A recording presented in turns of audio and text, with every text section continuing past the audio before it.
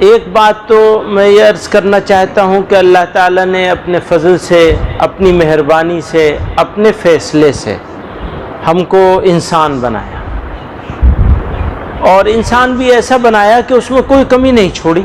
دیکھنے کے لیے آنکھیں، سننے کے لیے کان، بے شمار نعمتیں عطا فرمائیں، اور یہ دنیا سجائی بنائی ہمارے لیے۔ فرمایا الدنیا خلقت لکم وَإِنَّكُمْ خُلِقْتُمْ لِلْآخِرَةِ، تو یہ دنیا تمہارے لیے بنائی گئی، سجائی گئی، اور بے شمار نعمتیں اس جسم کے اندر اور اس جسم کے باہر۔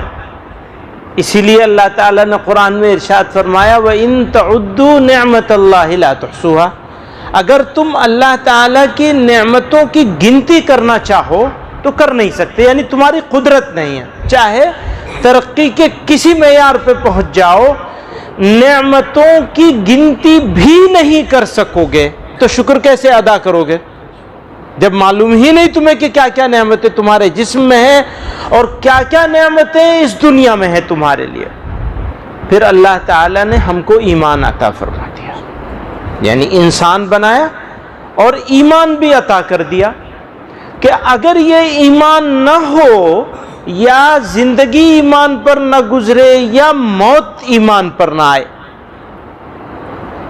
تو انسان ہونے کے فائدے سے زیادہ انسان کا نقصان ہو جائے۔ ہم سے زیادہ عقل مند لوگ دنیا میں موجود ہیں، عقل کے باوجود ایمان کی دولت سے محروم رہ گئے۔ تو معلوم یہ ہوا کہ عقل اور فضل، یہ دونوں چیزیں جو انسان کی دنیا میں ہیں وہ انسان کے کام نہیں آئیں گی۔ اللہ تعالیٰ کی عنایت، مہربانی اور کرم ہو تو ہمارے جیسے کم عقل لوگ بھی ایمان کی دولت سے مالا مال ہو جائیں۔ اب یہ دولت مل گئی اور اپنے محبوب صلی اللہ علیہ وسلم کا امتی بنا کر نعمتوں کی تکمیل کر دی، اللہ تعالیٰ نے مکمل کر دی۔ اب اس سے زیادہ نعمت کیا ملے گی؟ بس بات صرف اتنی سی ہے کہ موت بھی ایمان پر آ جائے۔ ایک ہی چیز ہے بس، اگر مرتے وقت تک ہم اس ایمان کو بچا کے لے گئے تو ہم کامیاب ہو گئے۔ جتنی تکلیفیں ہیں، جتنے امتحان ہیں، جتنی مصیبتیں ہیں، وہ ہمارے اوپر ہمارے ایمان کی وجہ سے ہیں، امتحان ہے ہمارا۔ اللہ تعالیٰ نے جگہ جگہ اس کو ارشاد فرمایا۔ تو یہ ایمان، وہ حضرت شیخ عبد القادر جیلانی رحمۃ اللہ علیہ کا مشہور ہے کہ کسی ان کے مرید نے ان سے پوچھا، حضرت آپ اتنے ولایت کے اتنے اونچے مقام پہ پہنچا دیا اللہ میاں نے آپ کو، اب یہ ہر وقت اسی میں لگے رہتے ہیں، چاہیے کیا آپ کو؟ آپ چاہتے کیا ہیں؟ حضرت نے بس ایک چھوٹا سا جواب دیا تھا، ایمان پر خاتمہ۔ چاہت یہ نہیں ہے کہ ولایت مل جائے، چاہت یہ ہے کہ جب مرے تو اللہ کا نام لیتے ہوئے جائیں۔ نبی علیہ السلام نے حضرت معاذ نے حضرت نبی علیہ السلام سے پوچھا، آقا اللہ کو اپنے بندے کا کون سا حال پسند ہے؟ یہی فکر رہتی تھی صحابہ کرام کو، کون سی بات اللہ میاں کو پسند آئے گی؟ نبی علیہ السلام نے فرمایا جب موت آئے تو وہ میرا نام لیتا ہوا ہے، اللہ میاں کا نام لیتے ہوئے حالت میں اگر موت آ جائے، یعنی ایمان کے ساتھ موت آ جائے، اللہ کو سب سے زیادہ بندے کی یہی حالت پسند ہے۔ تو اللہ تعالیٰ نے ہمیں انسان بنایا، ایمان عطا کیا، اور اپنے محبوب صلی اللہ علیہ وسلم کا امتی بنایا۔ اب ہمارا مشن جو ہے وہ ایک ہی ہے کہ موت بھی ایمان پر آ جائے۔ اب ہماری زندگی میں جتنے اعمال ہیں وہ جڑے ہوئے ہیں اسی کوشش سے۔ ہماری صبح کیسی ہوگی، ہماری شام کیسی ہوگی، ہماری اولاد کیسی ہوگی، پڑوسی کیسے ہوں گے، بھائی بہنوں کے ساتھ رشتے کیسے ہوں گے، چھوٹوں کے ساتھ ہم کیسے ہوں گے، بڑوں کے ساتھ کیسے ہوں گے، دوستوں کے ساتھ کیسے ہوں گے، اور دشمنوں کے ساتھ ہم کیسے ہوں گے۔ فرمایا جیسی زندگی ویسی موت، اور جیسی موت ویسی آخرت. اچھی زندگی گزرے گی تو اچھی موت آئے گی, اچھی موت آئے گی تو اچھی آخرت ہوگی. تو اللہ تعالیٰ نے اپنی مہربانی سے ہم کو یہ نعمتیں عطا کر دیں بنا مانگے ہوئے. ہمارا کوئی کمال نہیں تھا, سب اللہ کی مہربانی ہے کہ ہمیں اس جگہ تک پہنچا دیا ہے. ہماری کوشش ہونی ہے, کوشش ہونے کے بعد بھی اللہ تعالیٰ سے مہربانی طلب کرنی ہے. کوشش میں بھی ہمارا کمال نہیں ہے, کوشش میں بھی اللہ کی مہربانی ہوگی, لیکن کوشش ہم کو کرنی ضرور پڑے گی. آج کے جو حالات ہیں ہمارے ملک کے اور دنیا کے, اس کی وجہ سے مسلمان بہت اپنے ذہن میں فکر محسوس کر رہا ہے, اور وہ طبعی باتیں ہونا بھی چاہیے, فکر مند ہونا ہی چاہیے. لیکن راستہ کیا ہے, وے آؤٹ کیا ہے؟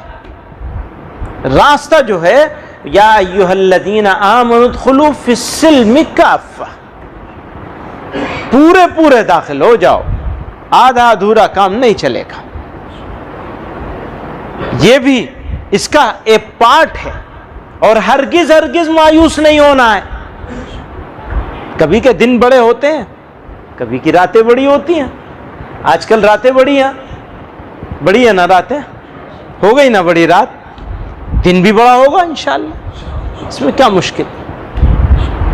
تو گھبرانے کی ضرورت نہیں, حوصلے کو بلند رکھیں, ہرگز گھبرانے کی ضرورت نہیں. یہ حالات کا بدلاؤ, یہ چیلنج, یہ بے چینی, یہ لوگوں کے حملے اس بات کو ثابت کر رہے ہیں کہ آپ ہی ہیں, آپ ہیں. جس پیڑ پہ پھل ہوتا ہے پتھر بھی اسی پیڑ پہ آتا ہے.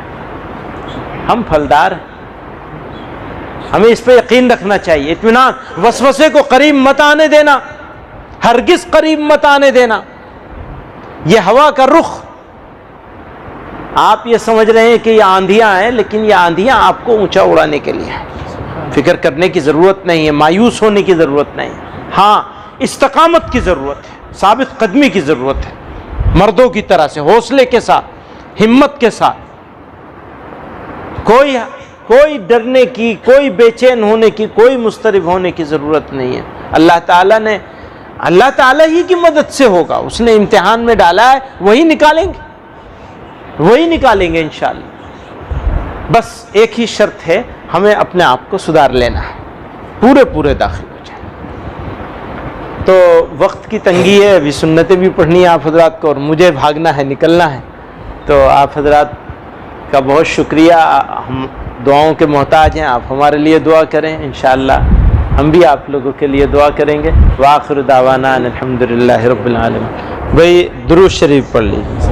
اللہم صلی علی محمد وعلی آلہ وصحبہ وبارک وسلم کما تحب وترضى عدد ما تحب وترضى.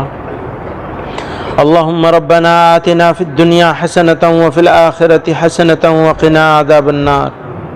اللہم ربنا لا تزغ قلوبنا بعد إذ هديتنا وهب لنا من لدنك رحمة إنك أنت الوهاب. اللہم ربنا ظلمنا أنفسنا وإن لم تغفر لنا وترحمنا لنكونن من الخاسرين. واعف عنا واغفر لنا وارحمنا انت مولانا فانصرنا علی القوم الکافرین. اللہ ہمارے گناہوں کو معاف فرما, ہماری خطاؤں سے درگزر فرما, ہمارے حال پر رحم فرما. اللہ ہمارے مصیبتوں کو دور فرما, بیماروں کو شفا عطا فرما, قرض داروں کے قرضوں کی ادائیگی کی سبیل فرما. الہ العالمین, مصیبت زدوں کی مصیبتوں کو دور فرما. اے اللہ ہمارے مرحومین کو مغفرت و رحمت سے نواز دے, ہمیں بھی حسن خاتمہ عطا فرما. اے اللہ ایمان پر خاتمہ نصیب فرما دے. اللہم احسن عاقبتنا فی الامور کلہا واجرنا من خزی الدنیا وعذاب الآخرہ. وصلی اللہ تعالی علی خیر خلقہ سیدنا و مولانا محمد وآلہ وصحبہ اجمعین برحمتہ.